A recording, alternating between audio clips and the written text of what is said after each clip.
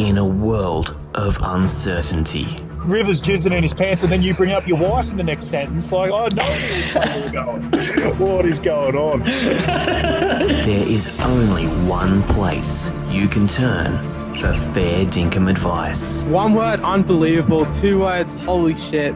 3 words, oh my god. A place where the undeniably American It sounds so weird in like an Australian accent. meets the undeniably Aussie. Hey, let's stop the foreskinning for some absolutely wonderful segments later. Where the analysis is solid I, for one, was not one of those haters, as I picked a Rams victory. Look, I think he can get over 150 yards in this game, easily. Kick his ass, Tyler Bass. and everything else is out to kill you. There's going to be shrinking nutsacks all over the place. Welcome to the Aussie NFL Fantasy Show. We ready for some running backs, guys? Are we ready? Can Yes. you feel this? Are you Hell, ready? you don't for look like some you're feeling it. football? There's stuff running in my pants, mate. I'm so ready. Some of the Matt Ryan sandwich down there. Mate, we've got some running backs to cover here. And we are all over the map on some of these guys. The first 10, yeah, okay. But after that, it gets odd. How come you guys hate Derrick Henry is my first question. I've ranked him 1. No one else believes in Derrick Henry. What is the matter with Fake Titans fan. If you haven't got plastic Derrick Titans Henry at fan number down 1. Yeah, I don't know who that is. I don't know who you're talking about. No, come on, why do you guys hate Derrick Henry with the intensity of 1,000 suns? I'd never tell him because he'd throw me through the sun. But if I'm in my own house and he can't find me, and I'm in FBI bunker, I'd tell him that he's still pretty good, good enough to be pretty good enough to be 2. I guess just the one thing, he actually showed that he's human last year by getting injured. Everyone just assumed he could just do the carries and he was on pace for like 480 or something last year before he got injured. It was something absurd. He was going to run 4 kilometers, I think, last year. 4 kilometers. I think in the end, there's just a bit of baked-in upside for Jonathan Taylor I put in front of him. I think they'll probably work him a little bit more into the passing game. And he showed last year with his, 20 touchdowns or something like that. I think he deserves to be the one this year. Henry getting older, I think they've probably learned their lesson a little bit, and they probably won't give him, 480 pace. They'll have to slow it down a little bit.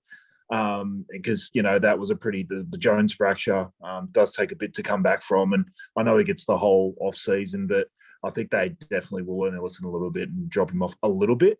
But it was just enough for me to think that Jonathan Taylor deserves to be the one. Well, mate, I don't think there's a lot of shocks here. So we've got, between me ranking Derrick Henry 1 and being the sole believer, and then you guys being all over Jonathan Taylor and me making him my second pick, we've got Jonathan Taylor ranked as our consensus number 1. I'm not going to argue with you guys about it. I just thought it was funny that even our Titans fan, not full of the Derrick Henry jizz this year. So everybody else full of the Derrick Henry jizz who he's ever played against, because he has just pounded the hell out of him, but not this year. And then we move into our consensus 3. I mean, again, not a lot of argument here because man just got Austin Ekeler as the number 3 overall, and Taylor and I have slotted him at 4. Even I believe this year. That's what we've come to. Yeah. Get a load of that. Look, That's I had him insane. in number 3. I had him in number 3 because his passing game, his running game, he's got that receiving. Yeah, he's just absolutely. He carried me to a title last year in my league with Maddie. So extinguished me that day. He had like 4 million points. I think you and Taylor both started him against me the same weekend. And cried. I've never cried so hard. The man's learned his lesson and he put him at number 4. Yeah, so honestly, he was the Vinegar Strokes MVP from last year. Yeah. Easily. Yeah, Eckler's going to get some very good.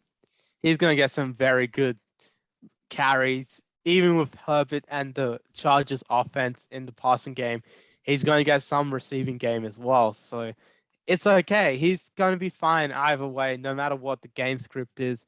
I think he's the perfect dual threat running back. And at number 3, behind Taylor and Henry, I think that's a respectable ranking.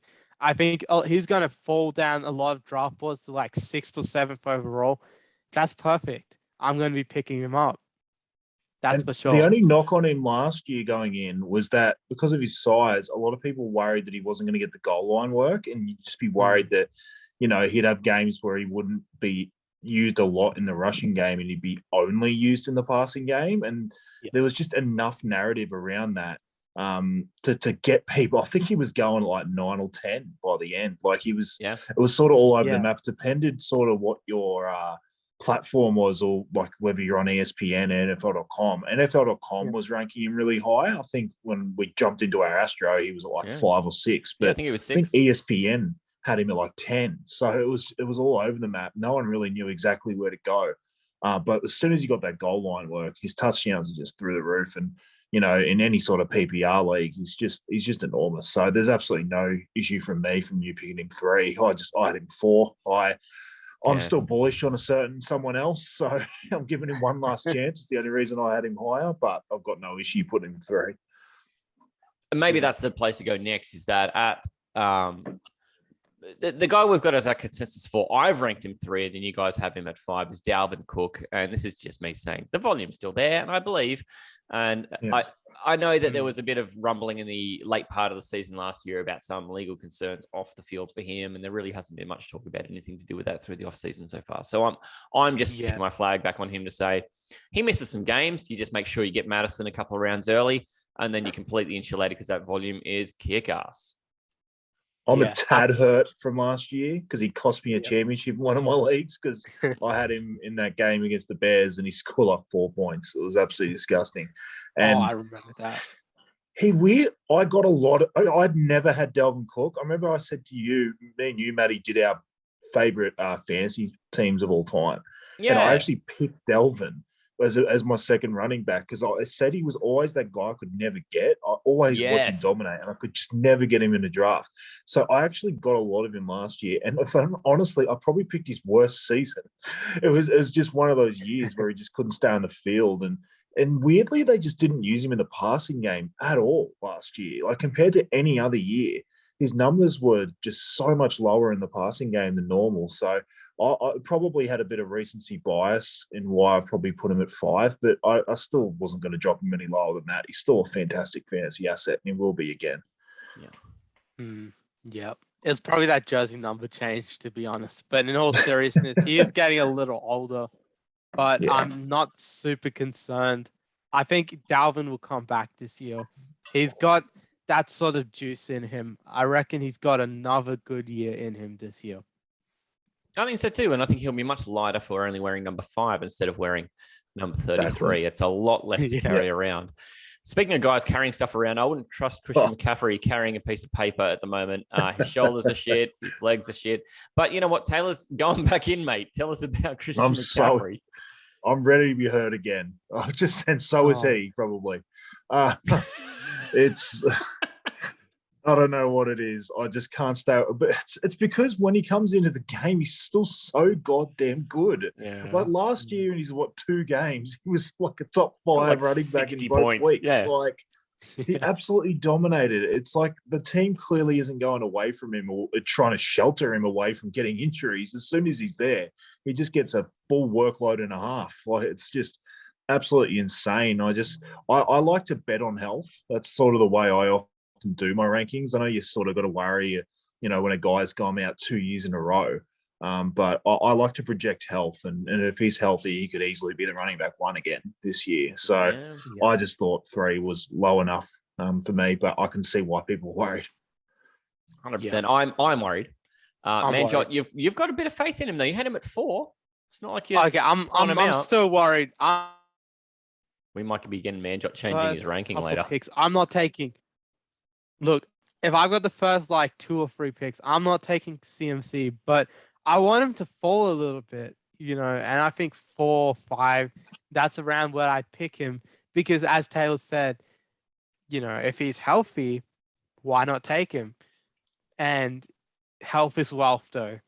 Health is wealth. That's the my best advice. Availability is availability, they say. Yeah. So.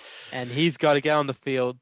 Look, But Yeah. he could be like Klay Thompson. Sorry for all the NBA analogies today, but he could be like Klay Thompson, just finds his form after 2 years out. Just was thinking about that while he was saying, Just drops in like 11 saying, buckets, yeah. whatever. Just whatever. Yeah. Mate, I'm shitting myself. I've got him at 8th overall, and you guys are probably thinking, why the fuck do you hate Christian McCaffrey so much? But yeah, my trust is a bit diminished. It's kind of good to plant your flag on that though, because it's basically just saying you're not going to draft Christian McCaffrey next year, because you're basically saying I'll put him at 8th. He's going to go between 3 and 5 in all the drafts, so it means you're not going to take him. You're going to let those injury risks be someone else's problem or someone else's reason that they go close to winning a title. Like, it's just the gamble you take. Yeah, I think Either where way, you've got to take him to get him, I think there's guys I prefer. So that's that. It's not that I don't think he's amazing and that he won't be fine. It's just that that can be someone else's worry. Yep. Guy, there's a lot of question marks coming up next though, because Joe Mixon, I don't know how you don't rank him in the top, the better part of the top 10. Really, we've got him consensus at 6.3, and we've all either ranked him 6 or 7. So we all believe, but I don't think any of us who would have owned him at any stage in any league last year were chuffed to have him. People's dynasty team, mate. Well, I'd like to say got us to a title, but he definitely didn't. He wasn't there at the end. In the semis or the final, I don't think. I had P Ryan, but it was always a weird. Points, yeah, it was weird. Like P Ryan wasn't exactly the greatest handcuff either, because like when Mixon was like half there, like Mixon would like act like he's not playing, and it'd come out like in the press that he probably wasn't going to play, but then he still will, but then he'd be on snap count. And so then you didn't want to play either of them. It was a real weird situation. But overall, like, just a fantastic season. I guess the only slight concern is that the Bengals may throw a little bit more than they did last year, just with like the emergence of Burrow, and they get an entire season out of seeing what they can get out of Chase in his second year, and then Higgins, and it's a great receiving core, as we've always talked about. So there is that worry a little bit that they don't run as much as last year, but it's not enough of a concern that you think he's going to like drop out of the top 10 or anything. So I just think around 7, 6, 7, I think that's a right spot for him. Anything, man? Yeah, better O-line. Sure. Be helping him. That's very Couldn't true. be worse. Could not be worse. I mean, like literally you, Taylor, and I as an O-line would be better than what the Bengals had last year. 100%. Yeah, what they had in the Super Bowl cost them. But let's just say they have a better O-line projected, as we all are thinking. It's going to be good for the run game. It's going to be good for the pass game. So there's a bit of a trade-off there. We're talking about how good their pass game could be. They're going to have better protection. They're going to have more Chase and Burrow and stuff. So Mixon loses value there, but he also gets better holes to run through. He gets better blocking. He gets better second-level blocking. So, yeah, he gets just a bit more space to run. And I think that's going to give him a bit of value as well. So I think 50-50, that balances out. Yeah. Yeah, I reckon his yards per carry will be better, but he'll have less attempts. I mean, take that whatever you will. You don't get points for each attempt he takes, so it doesn't really matter if he's getting the same yardage. It doesn't matter how he gets it. Yep. All right. So I think with Mixon, we're all about the same, even if we've got different reasons for putting him there. Kamara, though, do we all remember he got in trouble around Pro Bowl time? This sounds like 4 years ago. Now I remember. No one remembers. I actually forgot. Yeah, I forgot because our off season was so crazy that we all forget. Kamara got arrested. Wild.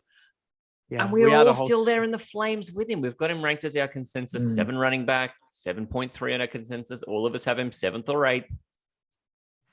Like, Wait up. If we're talking about legal troubles, I'm sorry to bring this up, but we didn't even have Deshaun in our rankings for quarterback. So, this is just something, a random thought. I was like, wait, if we're talking about legal troubles and Deshaun isn't there, so we're taking legal troubles into account now or something. But if Kamara say he misses the first 3 games due to a suspension, I'd probably rank him around 15-ish. I'd drop him to about the 30s. Pick him up as a good waiver wire if he's undrafted, that is. But I'd stash him on the bench for 3 weeks. Yeah, he's not going to be undrafted. If we're in a league together, I'm still drafting him. I'm still drafting him too. Yeah, I'm just saying. If there's like some sort of 8-team league, I know 8-team is like ill, but I did play 8-team for a long time and won a few leagues. So Taylor's been in 18 leagues, haven't you, mate? The Dynasty League yeah. I'm in is 8 teams. It's 8 teams. An 8-team dynasty. Fuck, have a look at those rosters, by the way. Hey, you're in Astros Champions League, which is 6 teams, isn't it? Yeah. Yeah. Only a 16 league. That's why in that dynasty we play so many players, though. So at least it's sort of dispersed. Like your team isn't absurdly good. Like it's sort of top heavy, and then like 23 starters or something like that. Is it? Yeah, it's insane. It's insane. There's so many. Like it's 3 running backs, 3 wide receivers, 2 tight ends, 2 quarterbacks. So even when there's only 8 teams, like it gets really, really like some of your flexes you have to play at the bottom there can be pretty bad.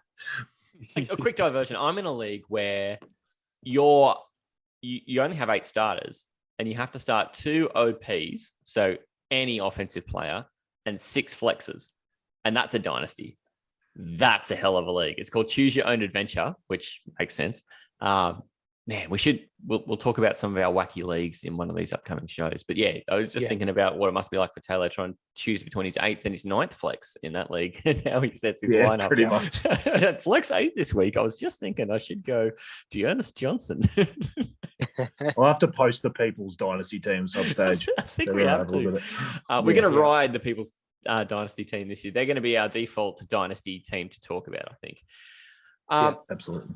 Javonte Williams and Aaron Jones and DeAndre Swift wrap up our top 10. This is where we start getting big divergence. And from here, it gets hairier. There's almost nobody we agree on really remotely from here without there being some massive variance. And finally, it's not me. Finally, it's like, well, for the next one, it's not me. So at least it's Matty that can explain himself. So what am I missing about Aaron Jones? That you guys have him at 9 and I've got him at 5. What am I missing? Because we just talked about how Aaron Rodgers is, potentially not the great top 5 quarterback that he always has been. Well, it's where's just all the that other offense guys go? Is the other AJ guys? Dillon. Well, it's not the other guys on the Packers, but I'm talking about like the other running backs that we've already ranked. I think are going to have better seasons than Aaron Jones is going to have. That's why I've got him around 9. But I think Aaron Jones could be a solid RB1, RB2 sort of guy because he's going to get a heavy game script, especially in the first 4 weeks. I'm saying because you've got rookie wide receivers that are going to be warming up to NFL standards. You have Aaron Rodgers. He has to adjust to that. He has to throw Lazard and Cobb. So they're going to be leaning heavily on Jones and AJ Dillon, as Taylor said. AJ Dillon might take away a few of those goal line carries as well. Quad fodder, as they call him. The quad fodder. That's amazing. I had to put it. Yeah, the quad fodder is going to carry a few into the end zone. And that is going to slow down a few of those points from Aaron Jones. So there is a bit of a risk. I don't think the offense is going to be as good.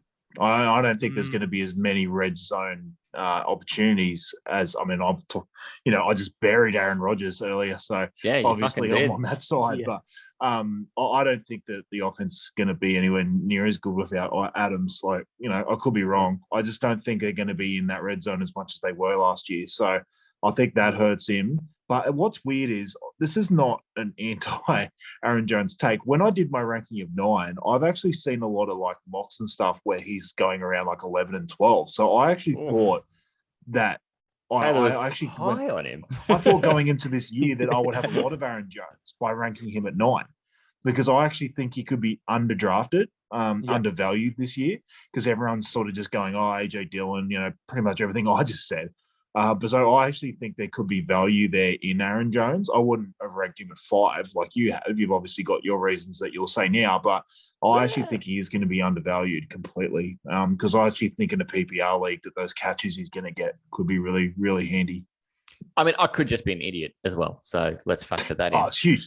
We all know that. And that could be true of the next one because you got Javonte Williams is going to be our number 9 consensus running back and also comes in at number 9 as well as being 9 in our consensus.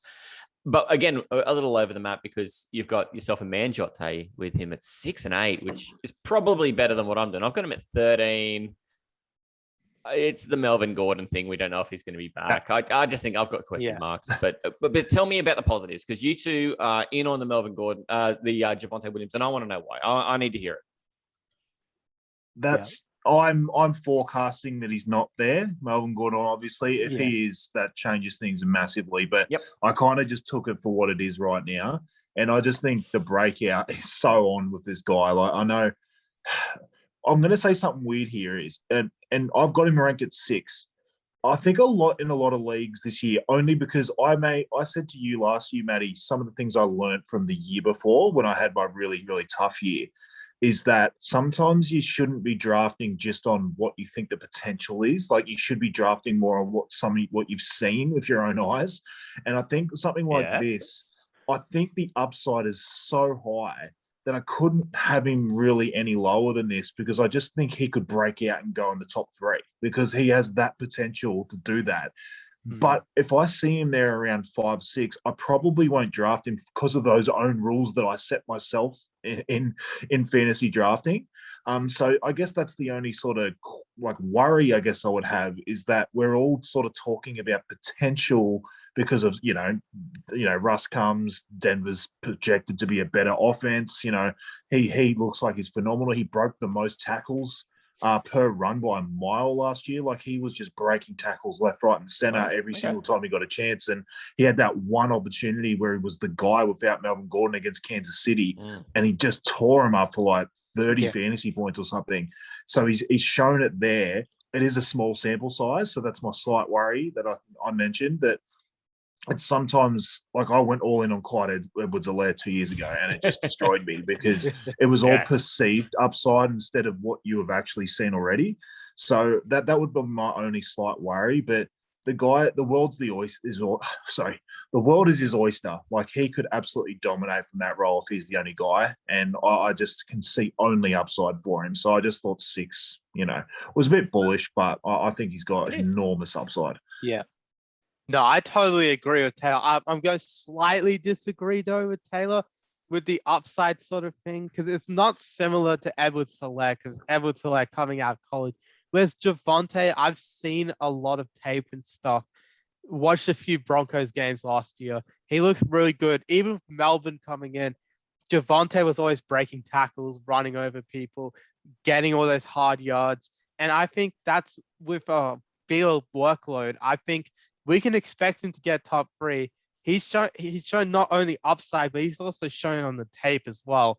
He's shown it with his production as well. So I think it's not so much of a risk as maybe Taylor sort of portrayed it. I know you portrayed it as also he had that good game against KC. He did. And I think that's also what I agree with. That KC game definitely brought his value up. A few of those games last year brought his value up.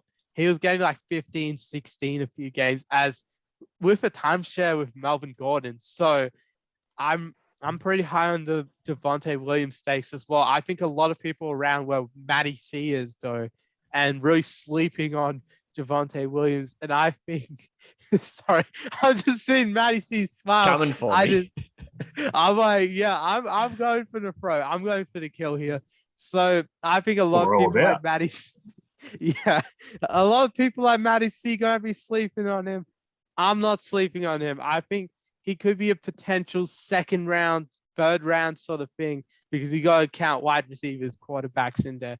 But I think he can definitely have that sort of upside top 3, top 5 running back at the end of the year.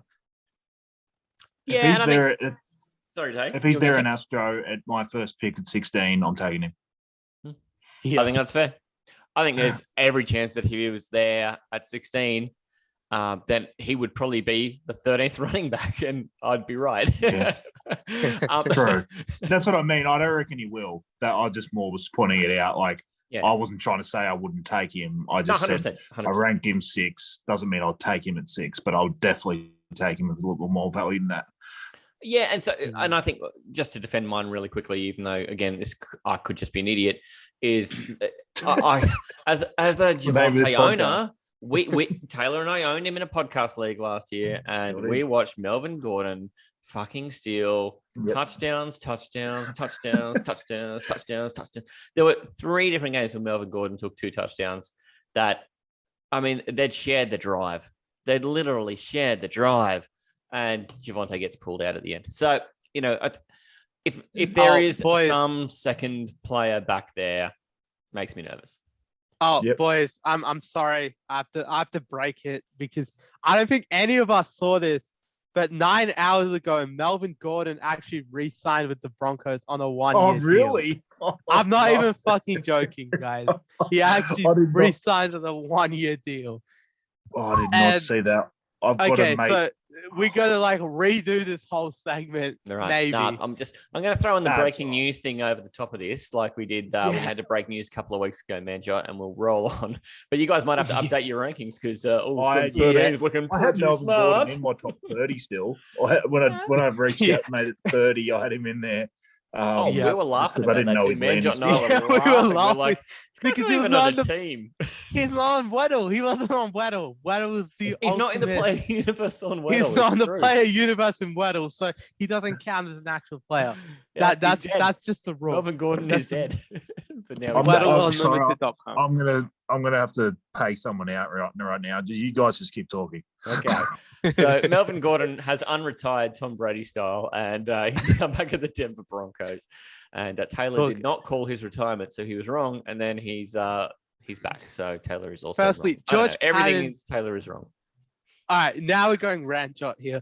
George Patton, what the hell, bro? We were just hyping him up. We're just hyping up Javonte as if Melvin didn't exist. And then I had to search up Melvin Gordon to make sure he wasn't on the. I just wanted to see which roster he was.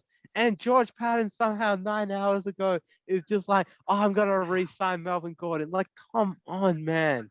Just give Javonte his time. This is Javonte's time. So I don't understand how killing it. So weird. I don't understand how to get a notification on that. Yeah, it's probably because Melvin is just, I'm not sure. I've seen, it was on ESPN. It was on NFL.com. It was 1 year up to $5 million. And he's 29, turning 30. He's already turned 29 2 weeks ago. Happy birthday to Melvin Gordon, by the way. Birthday. Even though I'm roasting you and your front office, stop taking carries from Javonte, please.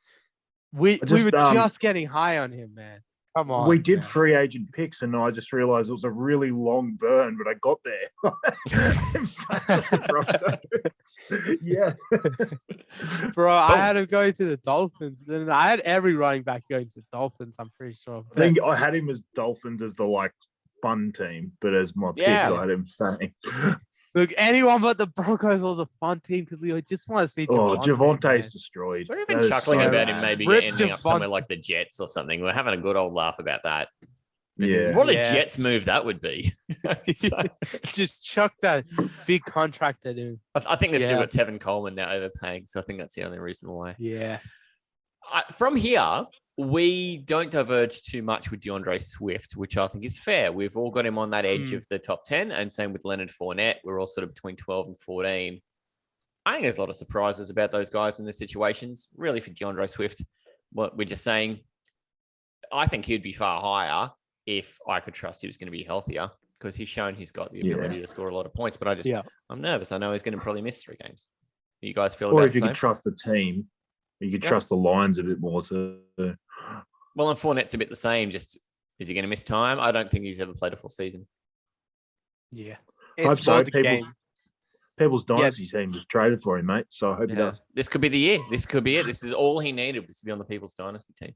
Yeah, maybe it's more the game script, I reckon, because you got Evans, Godwin, Brady. They just signed Russell Gage, so it's going to be pass heavy. And Fournette, he needs to, if we're talking PPR, he needs to get a lot of catches, a lot of touchdowns. Yeah. Sure. Which he will. He'll get a lot of passing work from Brady. And that's why he came back there, because Brady obviously, you got to get the trust of Brady. And then once you do, he just feeds you. They used to do it for James White back in the Pats days. And he's found Fournette who can do it for him. And he's just continually feeding him. And without, I know Ronald Jones didn't really eat into Fournette too much, but he was still that nagging guy there. And he's gone now too. So I think Fournette being the guy, unless injury comes, like Matty said, I think he's going to have a top 12 year. And then it's the Keyshawn Vaughn show, right? Anyone know him? Yeah. Okay. Beauty. Yeah. Najee Harris. We spread out a little on Najee Harris, though. Man, you're the defender of Najee Harris. You've got him ranked as 10, and overall, this makes him our 12th consensus running back. So you're kind of the leader of the Najee Harris for president movement here. Yeah. Tell us about what's going on there, because the Steelers are a different team this year to last year. Yeah, it's very interesting. It's just I'm not sure what they're going to do in the draft in a couple of days, because we're again going to remind everyone we're recording a couple of days before the draft. We're going to publish before the draft too. We will. Oh, okay. Thank gosh. We will. Hours before, but we will. Yeah, Maddie's always on demon time here, so he always gets him out. Baby. Don't call us out for our shitty pre-draft takes. Yeah. So Mitch Trubisky currently at the QB1 spot. I've Kenny Pickett going to them at number 20. I just think he's going to fall to them for baby no hands. reason. Yeah, baby hands I think. Pickett. Yeah, Mr. 5 inches 5 and an eighth inch or something. I don't know. 8 and a quarter or something. I think they said it was like his hands couldn't get to the pinkies or something, couldn't get to a piece of paper or something stupid. Yeah, it was a paper test. Yeah, that bullshit. Yeah, I reckon if you get Pickett, they're gonna have to run a bit. Even with Trubisky, they don't have to run, and they're gonna invest in O linemen in the draft. I'm pretty sure about that. They're gonna at least invest in a few O linemen. In a few mocks I've done, I've had them have O linemen at 20 as well. So it's a very interesting spot for the Steelers to be in. But I reckon Najee's going to do good because he's going to be force-fed a few carries. And when you're force-fed carries, I reckon that's where your production can go up because you get more chances to break more yards, get more touchdowns, of course. More chances leads to more opportunities, more points. In my opinion, that's what can happen. Yeah. I'll tell you, you're pretty happy with Najee too, when you had him ranked in at 13, which that turns out that's our consensus number as well. So, pretty well Taylor in the middle. What do you think for Najee? What's the appeal there? Because, I don't land where you guys do. So I'm about to come out with something different. The appeal is pretty much what Manjot said at the end there is volume. He got volumed out last year. He started like a house on fire, and then it definitely fell apart in the second half of the year. My worry for him is that he's not going to get the passing work that he got last year because Roethlisberger just fed him because he is a burger. Like, he just cannot throw at all, so he just dumped off as much as he could. I don't think Trubisky's going to do that. I think Trubisky's going to try and keep plays alive of his legs, and it's going to force him not to be dumping off. It's just going to be probably him throwing at Deontay Johnson's feet pretty much the entire time. So I don't think that's going to help Najee. I don't think the offense is going to move very well unless, like Manjot said, they get a few O linemen and trying to help that out. I don't see the offense moving very well, which just doesn't lead to too many red zone opportunities for Najee. I just thought I'd sort of go on the edge of the top 12 there just because of the volume. I don't think he's going to have a very good yards per carry again. He's just going to get so many looks on the ground. My worry is the passing game, like I mentioned. So I think that's what drops him from his finish last year down to that sort of bottom of the top 12. But I'm not, worried about him that I'm going to drop him into the 20s or something. So I just think he's in a bad offense, but I think he's like that meme where the Ferrari or something's on the shitty house in the garage. Yes. I think it's just like that's Najee on Pittsburgh this year. I'm pretty sure that's a Lambo, but I don't know. Yeah, I'm pretty sure it's a Lamborghini. My Lambo calls him a Lambo. I think, when did that happen? You young folks. It's Aussie slang. Nick Cage. In Golden 60 seconds, mate. I don't know. Bloody hell. So I've torn Najee apart. I've put him at 16, and it's all the concerns Taylor brings up. It's like He has the worst yards before contact of any running back in the NFL last year. They may do something to address that. How much are they going to be able to do to address that?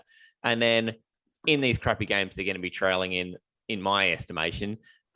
Mitch Trubisky is not one to dump down. He is looking down the field. That guy is not dying wondering, and he runs himself. So I've got big concerns about Najee.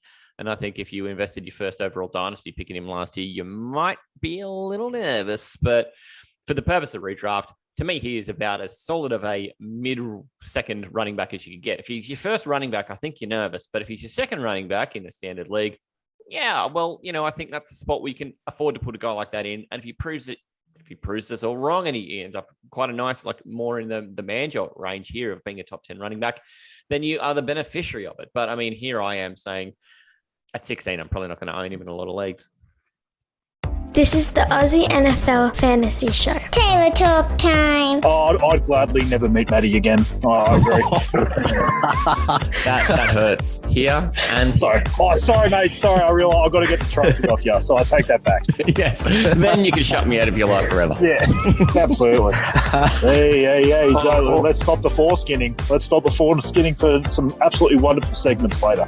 And someone just pegs a dildo. Yes. It was a better pass than Mac Jones did all day. Oh, look at all the penalties we had against us. It means the refs screwed us. That contract's as tight as a nun's you know what, mate. So you can't get out of this bad boy. Someone get me an adult nappy because I am moist. This is the Aussie NFL Fantasy Show. That's why we're on the podcast together, mate. We take shots at each other. Well done, Taylor. I'm not below shameless self-promotion. I just can't wait to hear you try and talk up Saquon after how much we tore shreds off him in Adam's team last year. This is going to be fantastic. Mate, and I think it's time. Let's get the gloves on. All right. Firstly, what the fuck is wrong with you guys? I was thinking the same thing of you, mate. So, I don't know. I kind of feel like I woke up in some alternate reality where all of a sudden Saquon Barkley was replaced by Steve Urkel or something when I look at your rankings, because you've got Manjot's got him at Steve 15. Urkel would have been a huge upgrade. Taylor, you've got him at 18? 18? Yep. Yeah, that's half of what he finished last year. 18? 34. So I've got him at 9, and I don't think that's an unreasonable spot to put only a perennial top 3 running back all the time. And to defend my stance here, okay, I went a bit backwards on a guy like McCaffrey, who's been just as injured. And you guys have him up in 3 and 4, but I put Saquon Barkley at 9. I'm the moron? I don't know. I have to defend myself.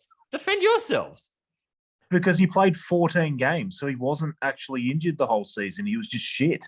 He was absolutely horrendous. Like, even when he played, he was terrible. Like, it wasn't just the fact he came into the season. Like, don't get me wrong, there are reasons. I'm not picking him to be 34 again like he was last year, but he came into the season obviously with the issues in the off season and from the year before.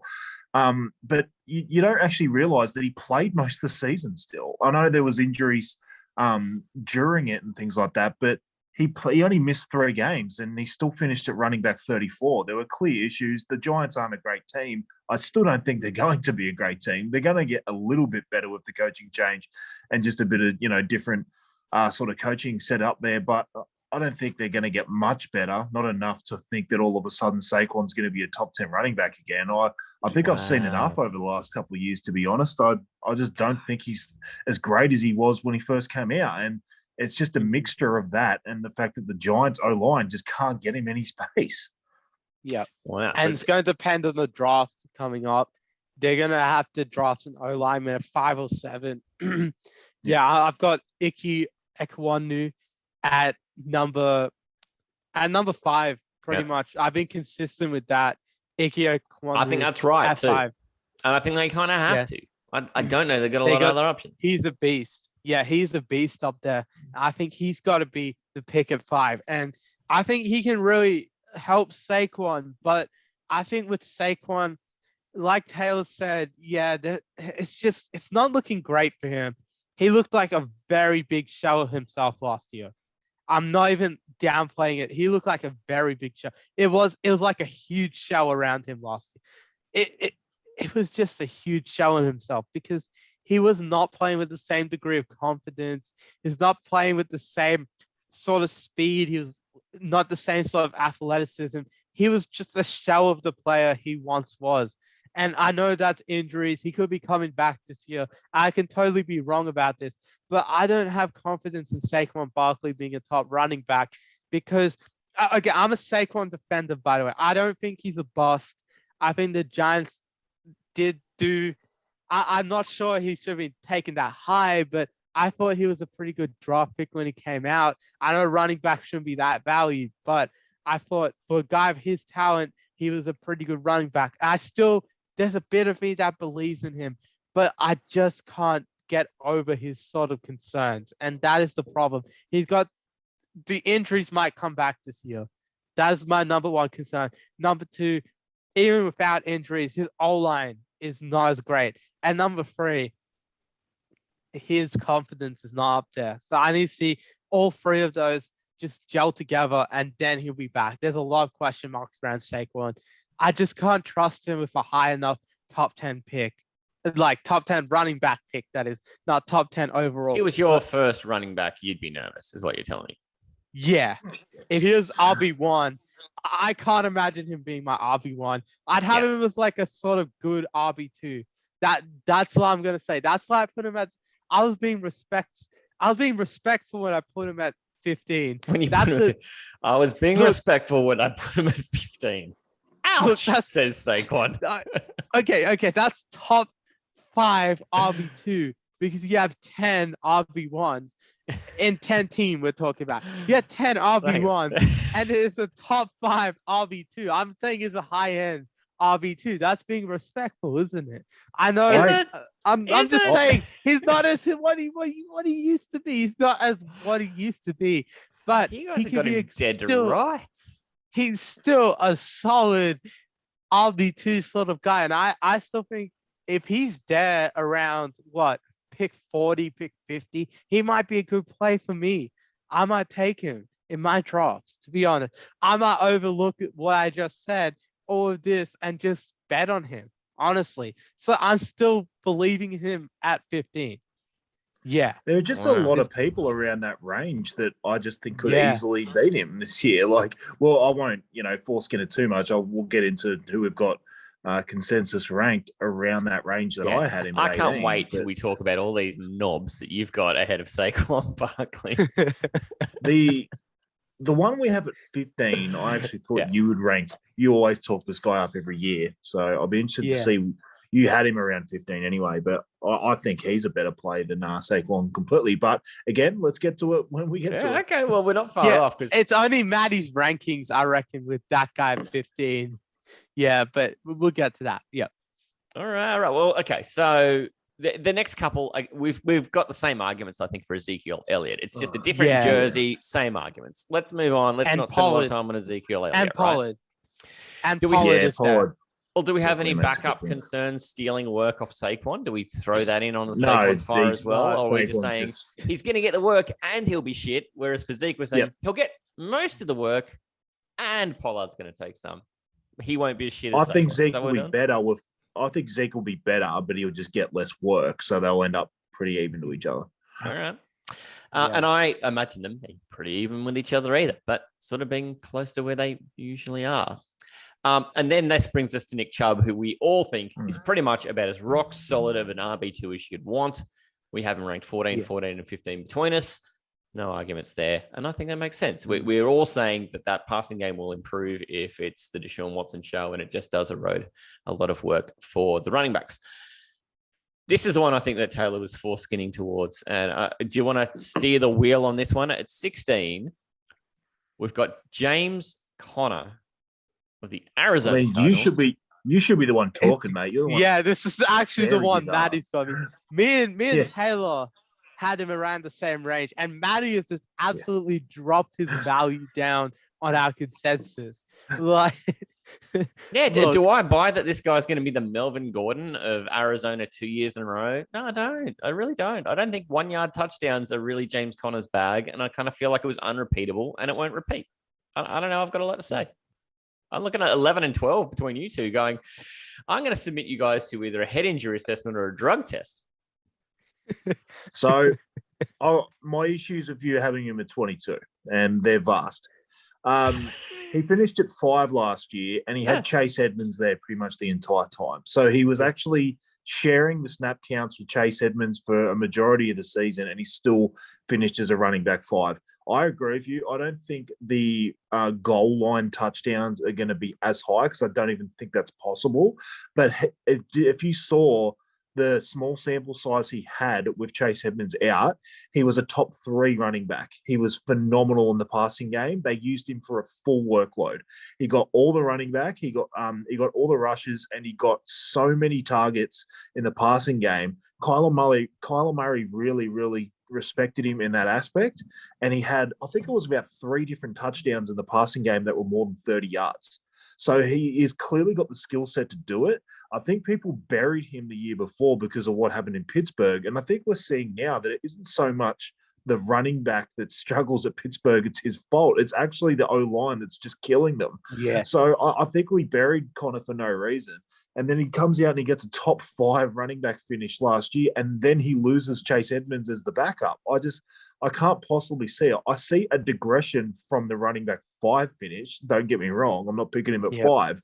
But I cannot put him any further than around that range of 11, 12 because there is so much upside again still because he's going to get all the work for a very good offense in Arizona.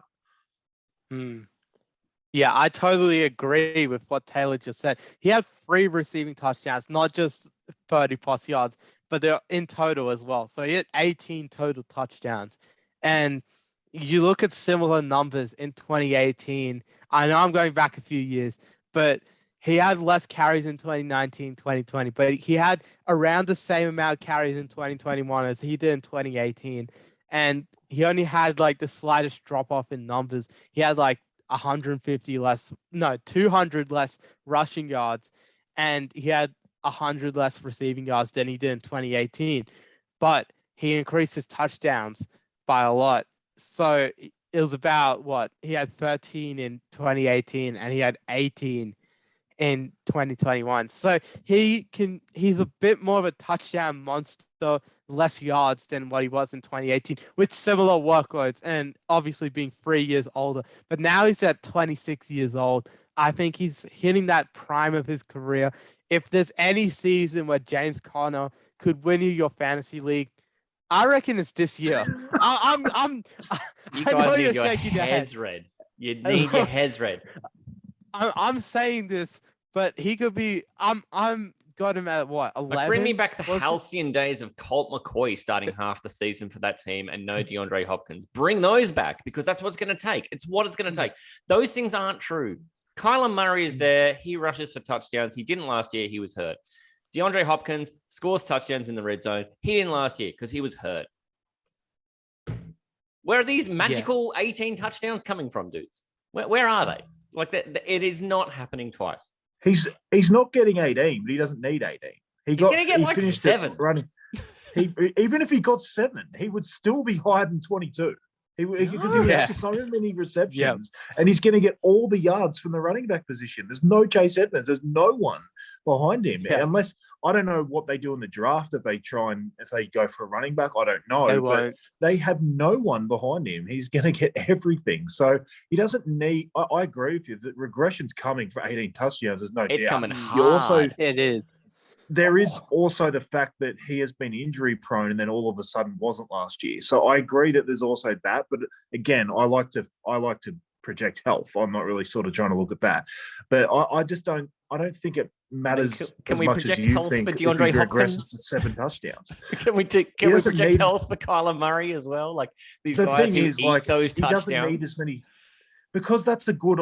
The thing is, though, if Kyler's there and healthy, and so is Hopkins, that offense just gets even better. So there's even more red zone opportunities. So you talked about Colt McCoy and everything, but they were a worse offense. So he was necessary, but then he just because Colt McCoy's not running him in, and he's not passing him to DeAndre Hopkins. Like the options aren't there. It is James Conner and no one else. That's not the case this year. I know, but he also had Chase Edmonds taking that too. So you got to factor in that he's going to double. They're about to have Jalen Samuels do the same thing. His old teammate who did it to him in Pittsburgh. Yeah. You're just about to have the same guy come and take the same touches off him that he did 2 years ago. I think where me and Manjo, we definitely see the regression. That's why we've got him at 11 and 12 from 5 from last year.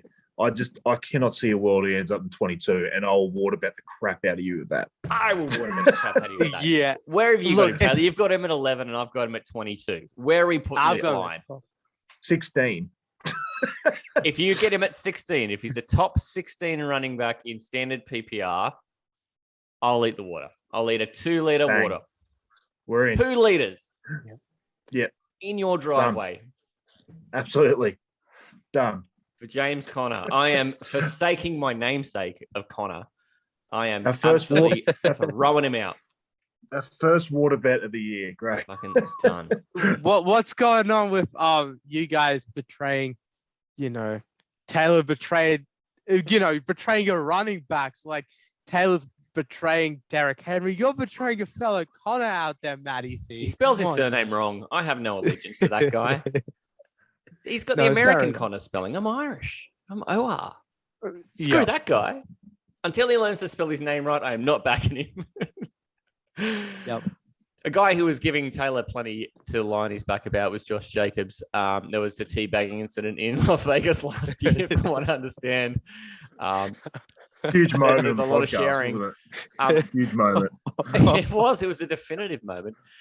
We actually all land within a few spots on Josh Jacobs, which is so odd. I was the most bullish.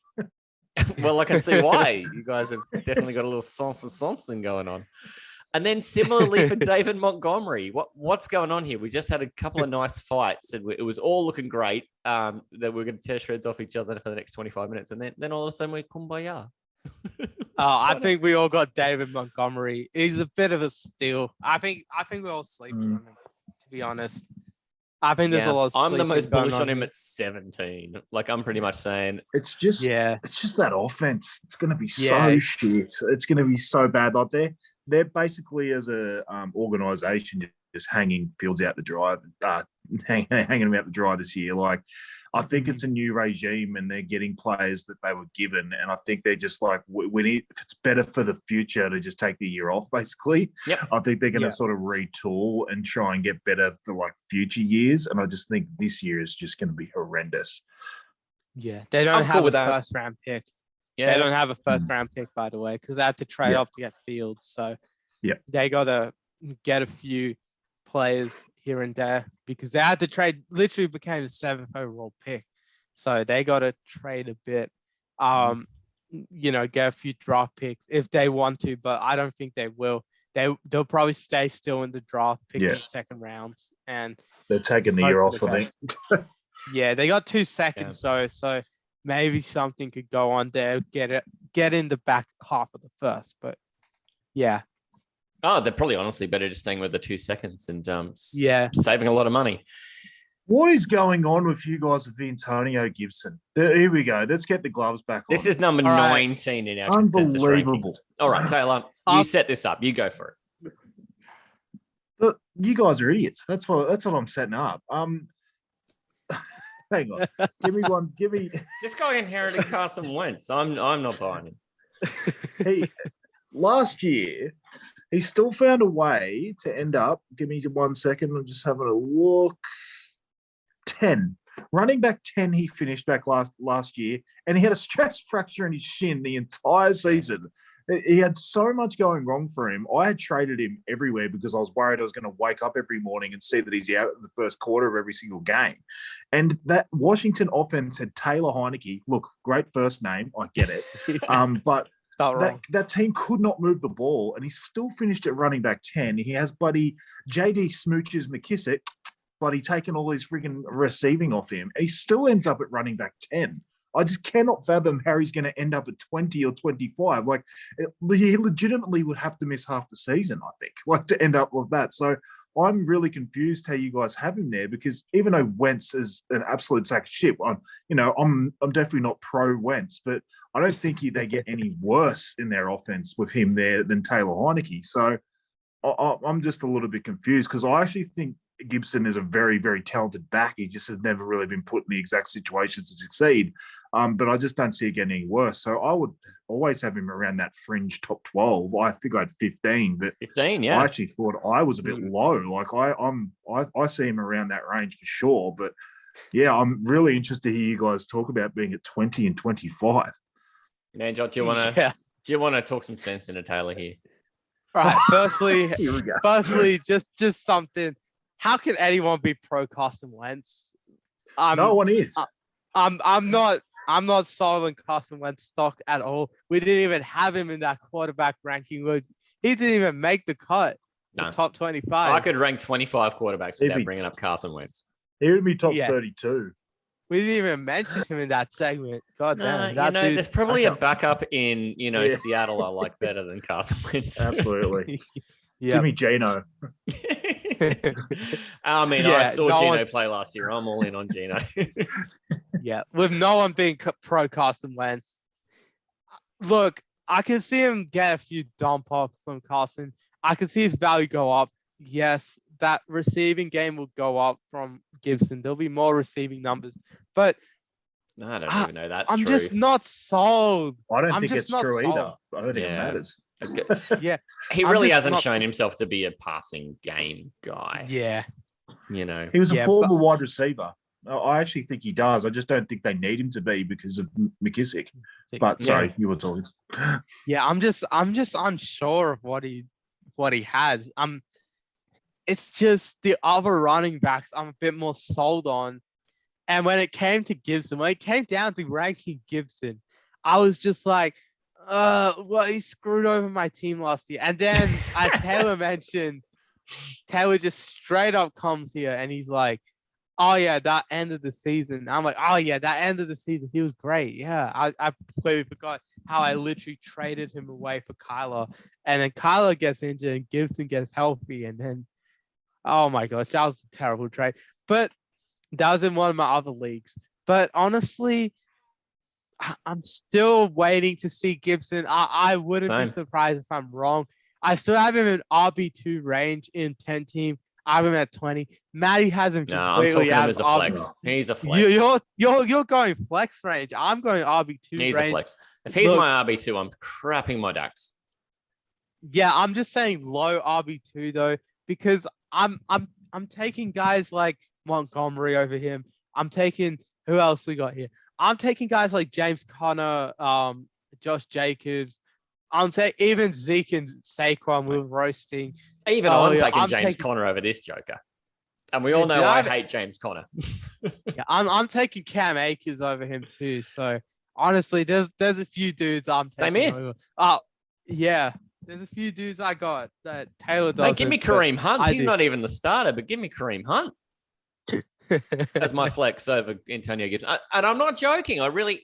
There's enough going on in that in the passing game for Kareem Hunt and enough danger of him falling into the end zone that I just trust him more than Antonio Gibson. Antonio Gibson last year combined passing and receiving 10 touchdowns. That's a nice year. Year before that, it was 11. He did have more yards from scrimmage. He fumbled the ball 6 times. I don't know. The guy is just so scattershot. He spent half of last year running around on 1.5 legs.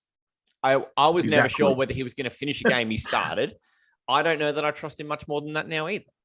There's enough for me to be like, I'm just not going to own him, and it's fine. And it's fine. Let him see someone else's problem. So that is a lot of my baking in the ranking too, is to just make sure I never own him. Yeah, I think you're an idiot. But that has nothing to do with the Antonio Gibson thing. That's just everything else. I was wrong so much last year. I'm due to just be fucking right on some shit, mate. Even blind squirrels find nuts. 15 to 25, mate. There's another water bet waiting to be had. There is, I reckon. Yeah. Where do we put this? This is actually a really good exercise to find water bets. That's pretty much what I've worked out. Look, I'm smack bang in the middle at 20. So I think that should be the range. And that's the average. I'm just waiting for this, them to just draft some 3rd round running back and just sink Taylor. That's what I'm waiting for. I'll be changing my ranking for sure, wouldn't I? Well, we're about to water bet on it, mate. So then it'll be. I'll still definitely water bet because I don't think anyone's taken his anything off him this year. All right. That's one we'll have to take under advisement. I don't love Antonio Gibson. I do love Elijah Mitchell, who is our consensus back of the second running back sort of scheme here at 20 in our consensus ranks. And overall, you combine our rankings and divide it between us. We have him at 21, along with names like Cam Akers, Chase Edmonds lands in that kind of range. And we don't have a lot of disagreements here. We're ranking these guys all pretty much in the same part of the world. In fact, right through this flex territory, our next few are Elijah Mitchell. We all love him. I mean, we're putting him right in that zone of being a pretty solid running back 2 to flex range. Cam Akers, the exact same. We expect that he'll just come back healthier and looking great. Chase Edmonds, what do we think about him? Like, I haven't ranked him, but we've got you guys have him both at 22. I mean, for me, it's only that there's still a bit of Myles Gaskin around for me, and I haven't ranked Myles Gaskin either. I think there's just a good chance they just erode enough value from each other. There's some Raheem as well. Yeah, he's signed. Too many mouths. Yeah, there might be too many mouths to feed, and it's a Niners style offense where you have too many mouths to feed. You feed them all. That's exactly how it works. And even Jeff Wilson Jr. gets work in that team. Yeah, my boy, Jeff Wilson Jr. He's been my boy since 2019. Your boy, Jermichael Hasty. Get him in there too. Yeah, get Jermichael. Yeah, Elijah, another one. I'm ranking Elijah and Chase Edmonds around the same. I think it's because of that by committee approach to sort of San Francisco style offenses they have, where everyone gets fed. You get a carry. That's what Oprah would say. You Wow. get a touchdown. You get that reception out of the backfield. You do too. Yeah. So it's that sort of thing. But I think those two are like the RB1s in their offense. There's still some value there. It's just honestly, I probably ranked Cam Akers. I did rank Cam Akers higher than Gibson, Mitchell, Edmonds, by the way. Yeah. So I was like, I was a bit scared. I was a bit scared there. I was like, man, Joe, you ranked him a little lower. But honestly, I think, Cam Akers, he'll come back strong from that Achilles. He did come back strong in the playoffs, went to the Super Bowl with the Rams. Won it all. And I think that will be a pretty good situation for Cam Akers. I think he'll be a very good player. I actually think him coming back has turned people off him. I actually think if he never came back and then he was back this year healthy, I actually think he'd be a lot higher because he was horrendous in that Super Bowl run. Like his yards per carry was just atrocious. Like he was having games where he was less than 2 yards a carry. Like just the Rams in general just could not move the ball. No, they couldn't run anything. I think you do need to throw that out though. Like as in, if that's what I'm trying to say though, like if he just never came back at all and then just had this whole off season to get healed, I think everyone would remember his upside from before last year, but everyone saw him struggle in the postseason, and it's like sort of left everyone with a bit of a sour taste in their mouth. Yeah. So he gets sort of put down to running back 20 and things like that. So you sort of just got to make a decision on whether you think Akers is that guy that came back from the Achilles and struggled, or whether he's the guy before the season who everyone was hyping up as like a top 10, top 8 sort of running back before he tore the Achilles. So I'm closer to the latter. I think he will be a lot better than we saw last year because it's not fair to hammer the guy because he came back really, really early from an Achilles tear. It's normally a death. It's normally a death. He shouldn't have been back. Yeah, he shouldn't have been back. He just somehow overcame it. There's a really long sample of Achilles pretty much ending running backs' careers. So it was amazing that he came back that quickly. So I'm happy to sort of throw that out, and I'm a guy that gets undervalued as well. Yeah, I mean, so I've just got this image, Tay, of Cam Akers being like, you ever been in a car and then you see like this spider appear on the window, and then you've got to focus on the road for a second, then you look back and the spider's gone. Yeah. Everyone just saw this spider in week 17 and 18 last year of Cam Akers, and now they're like, oh. It's sitting in the back of your mind. It's like you can't be comfortable anymore. It's like I'm burning this whole car to the ground.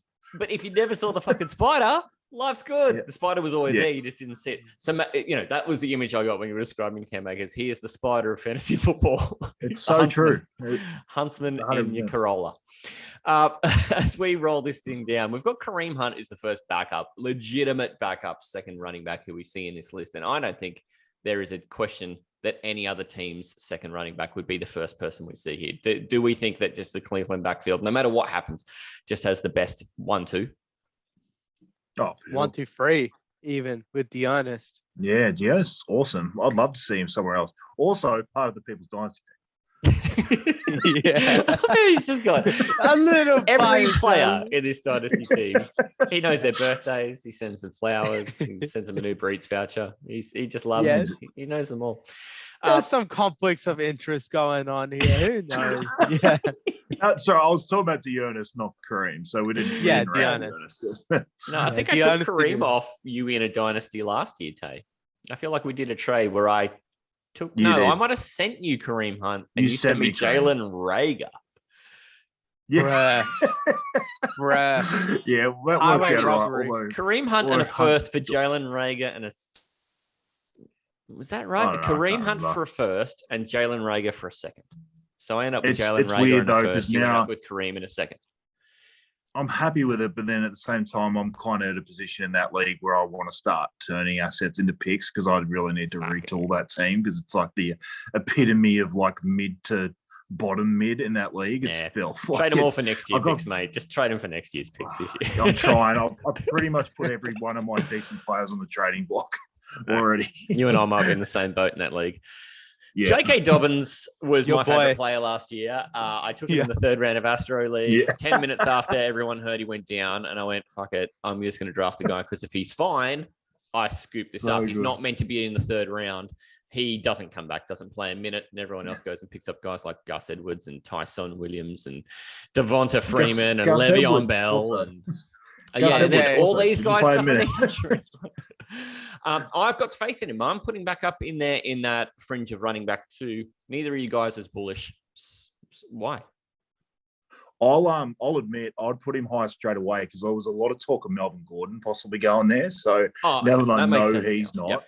I would maybe be a little bit more bullish. But there's also just the worry about how he comes back from the injury. But you can have that same worry of his backup in Gus Edwards as well. So you got to bet on talent that you saw before. Again, might be another spider thing. You just forget spider. about what you saw and try and move forward. So I'd be fine with J.K. Dobbins. I'd probably have him closer to you guys now. Okay. With that If info. Melvin Gordon's not a Melvin Gordon. concern, You've got Manjot's got him at 23. I think that's a fair ranking. Manjot, not as bullish as me, probably wise, because I've got a big sweaty man crush on J.K. Dobbins. Would you put yourself potentially much closer to 23, Tony? Yeah, I think so. Yeah, it's just looking who I have around there. I think that's sort of the range. It's just going to be who comes back healthier out of him and Gus, I guess. I had my issues of JK and where he was getting drafted last year because of Gus Edwards, and I was pretty bullish on Gus because I just seen his yards per carry and just thought they were phenomenal. And even though everyone was talking up JK because he's younger and seemed to have a bit more talent, I just Higher thought draft it would be a capital, pretty big. all that thing. I thought it'd be a split, and I was like, I might as well just take the guy that's getting drafted lower than JK, and that's, I guess, my slight worry again is that it's just a split backfield again. But as you've sort of seen from the Ravens, even a split backfield can be really, really handy. And if JK comes out and is a way better player than Gus, then it's going to turn into 60, 70% snap counts instead of 50. And so I think there's definitely upside there because if he comes out like we thought he would before he tore the ACL, then he could end up, top 12 or something like that. And you're just getting huge upside from that. So I'd have him probably around the 20, 22, 23 range. How do you talk about your spot there, Major? You're at 23. I don't think it's an unwise spot, but what puts you at 23 with him? Yeah, injury concerns. First off, I'm a bit concerned about his injury. I think it was an Achilles, wasn't it? Or an ACL? No, he did an ACL. ACL. ACL, yeah, just- ACL. Yeah, both of them are running Yeah. back killers, athlete killers in general, but especially at a position like running back. It's just a killer to have an injury like an ACL. And I'm a bit concerned about that. but also I was riding the Cam Akers train. Maybe I'm a bit, because of me riding that Cam Akers train, I might actually be a bit more inclined to put Dobbins a little higher, but there's a few guys I think could be real unknown gems and flex plays. He's a good flex play some weeks. I think there's some matchups he'll get throughout the season where he's a good flex play, and that's just how I see him. Yeah. I gotta see a little bit more. He did have a good first season in 2020, 850 yards, and he had a good value coming in until he tore his ACL last year. So he's going to be a bit lower, but I think there's going to be something. He might be a good waiver wire pickup mid-season or good flex play, good bench style player. I think he's going to be in that flex range early on. I'm saying I'm actually really happy to just go and skip him up and consider him as my running back 2 if I'm sort of on the back end of trying to find running back 2s where you guys might not be as aggressive. So I might end up with a lot of shares of J.K. Dobbins this year, and I think I'd be okay with it. To wrap up our consensus 25, Damian Harris at the New England Patriots. Taylor was a great big believer in Damian Harris last year. Looks that way again too, as he's got him ranked 24. Manjot has him 25. I've got him down at 30 only because the PPR aspect for me, it's just the passing game isn't his thing. Fellas, talk about that 24, 25 sort of ranking. What puts him there for you? Hard runner. He just runs straight through. He gets the yards however he wants. He just gets the touchdowns however he wants. He just goes straight through the holes, goes straight through the middle, and just finds the yards wherever he can. That's just what I think. He'll be a solid play, but he's not at the higher end, and he's probably just around the good flex play for some matchups. That's just where I'm seeing him. Like, I'd play him against the Jets, for example, unless they have significant improvements. Just as an example of where I'd play him. Yeah. He's a far better real life running back than fantasy. Yeah. He's so good between the tackles. Like you were just saying, he is just a phenomenal running back. He gets 100 yards for fun. Like he's actually a really, really good running back. I was pretty happy with my call last year. Like I think he was getting drafted around running back 32 or something like that. And he had some definite breakout weeks. I'm not so much bullish on him this year that I think he'll be as good a value. I think he's pretty much going to be drafted in the right spot. Like I had him around 25. I think that's probably where he'll go. So I'm not like out there like 100% spooking him that he's going to be some enormous value, because I think Ramondre is going to get more work than he did last year. It is a fantastic team, though, to be a running back in, because they're always going to be run heavy. Like just the way Belichick plays, he's never going to 100% hand the keys to Mac Jones. I think it's awesome to be a part of the Patriots and be a running back, because I don't think Bill Belichick's ever going to 100% hand the keys to Mac Jones. I think they're just always going to be a heavy dose of running, and with a great defense, they're going to be sort of part of low-scoring games. And there's just, again, like there's just going to be a huge healthy dose of running in pretty much every game they play. And then if you get a good matchup like Manjot set against the Jets, they just run the ball as hard as they possibly can the entire game. Even if you'll probably see like Ramondre and Damian Harris have like 20 carries each, they'll just ram it home, and Mac Jones will have 10 pass attempts and they'll win by 40. Just that's the way they sort of play. So it's a good team to be a part of. It's just going to be a weird one where you're going to get really spike weeks out of him, and then there's just not going to be a lot of consistency. There's going to be other games where it's a Ramondre game, and there might have been a Brandon Bolden game or something from last year. Like you just never 100% knew it was going to happen. And what James White will come back. Sentence. It is a Brandon Bolden game. That you should wash your mouth out. It's a pretty muddled backfield too, with James White coming back as well. So it's obviously he's got a different skill set to the other two, but I just think it's just another mouth to feed in that backfield. So there are positives and negatives. So I just think 25 is the perfect spot for him. Yep. Definitely going to get an argument out of me about your rankings. And I've only really gone lower on, just valuing PPR, maybe too high. But look, I think we've done a good job of holding each other to account and kicking each other's ass a bit and getting each other to explain our positions on being way too high, being way too low.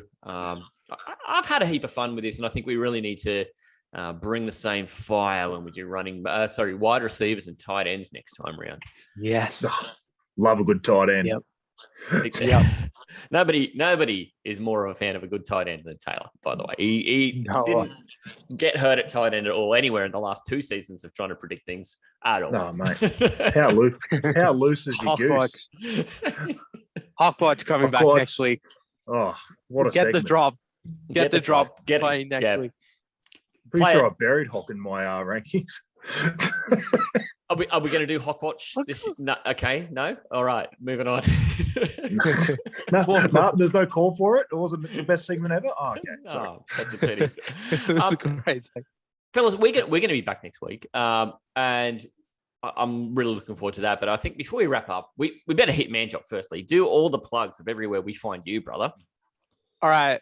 First up, you all got to go Pastry Press NFL, Pastry Press Sports on Instagram. You'll be missing out because this Friday morning, Thursday night US time, we are going full. All 32 NFL draft reactions are coming to you straight from my boy Jack's house. I'm visiting his new house, wherever is the suburb. I think it's named after one of our co-hosts or something. One of these new suburbs in Canberra. It's called Taylor. Yeah, so named straight after you, Mr. Goodall. I was hoping it was O'Connor. Absolutely Yeah, I was going to say O'Connor. Yeah, I live right next door to O'Connor if you guys want to ever catch me in person. But let me just say, all 32 draft reactions will be live. Well, not live streamed, but they'll come out like this, like click of a finger. I'll literally just be reacting, getting the video done, click of the finger. I'll be deleting so many photos off my phone tomorrow. So to any of my friends out there, look, any of my friends who are watching probably watched the best friends ranking and didn't see me. I probably got pictures of y'all. You don't need them anymore because you know. Yeah, you didn't draft them. Who are they? To Google Drive. They're all going off the phone tomorrow. No more pictures. If they didn't make the third round, are they really your friends? I mean, that's exactly waiver wiping up. They're going waiver wire. Plug and plays. So we also got some other podcasts. Broncos Faithful. We uploaded today. Some NRL content for you all if you want to check out Broncos Faithful. Greatest team in the league, the Broncos just beat the Bulldogs. Best team in the league. After that, 3 wins are against the Bulldogs. Come on. Yeah, look, 9th place. We're coming ambush, year of the ambush.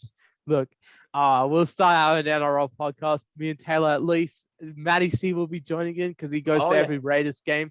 Pretty well. He goes to They're my second favorite team, but they play 8 minutes down the road. What am I meant to do?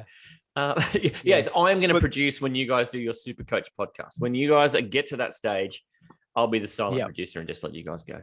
I don't even do a peer on it. Yeah, we gotta get someone to do some our league. Yeah. Also the big one, the Aussie end zone. Massive shout out because we're getting the gang back together this week. Me, Brad, Ian. We did a mock draft. It is dropping 6 a.m. Thursday. You better hit that up real quick because we need that. We need all of your opinions and everything on our mock draft.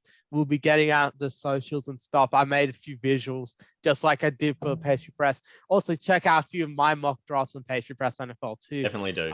Definitely. Yeah, there's a few good ones with the Browns DFA. Shout out to him. Big Browns fan page. Managed to notice me and just wanted to do a 2-round mock draft with me. Yeah, 2 rounds. Look, that was insane. 64 picks. Yeah. Look, 32 is hard enough, but we went the full 64 just to cover the Browns and Niners. So, yeah, definitely check that one out. That post going really well.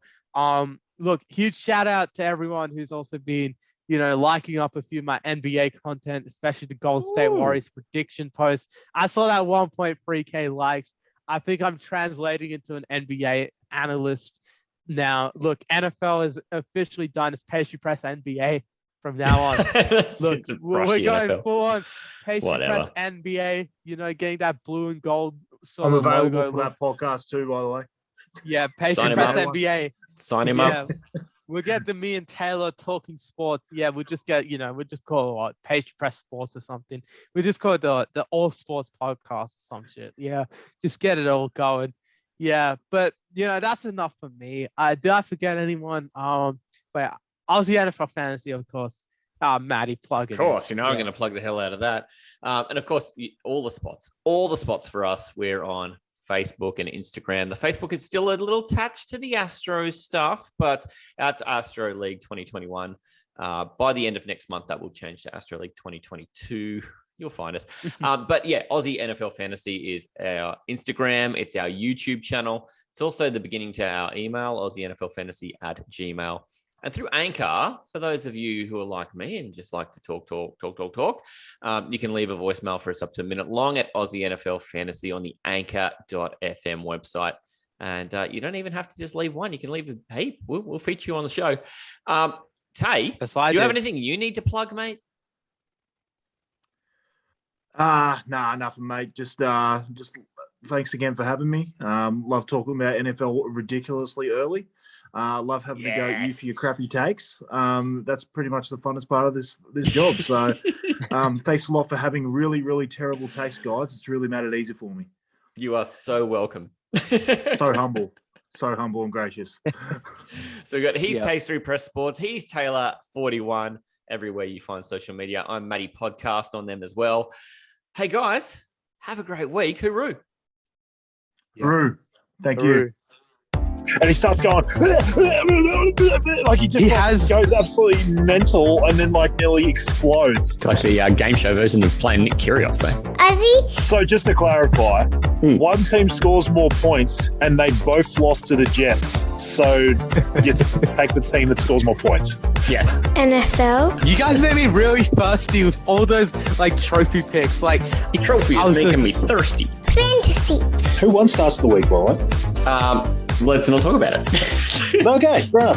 On to the next one. This is what 20 years of being a Jacksonville Jaguars fan does to a man, I reckon. I feel like this was so much easier when I wrote it down. You guys are making this sound so hard. This is the Aussie NFL Fantasy Show. But it was in the Brady era, yeah.